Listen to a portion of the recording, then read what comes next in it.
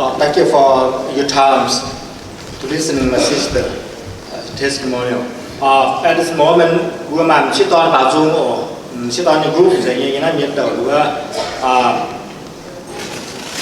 Prescilla, hai Prescilla, gì nữa đi?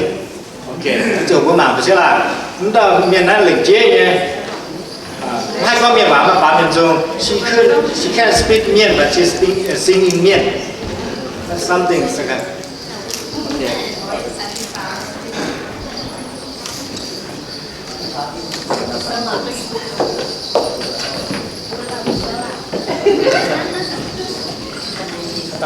So we're going to be doing Prescilla. Prescilla is a special lady. She trying to learn Mienh because she only speaks English. So we're up here just to help her leading the song. But she's going to basically sing, but we're going to be in the background. So she's going to sing in Mienh. And the song is called Come. Can't say that. Come now, fast and very blessing. You have to sing louder.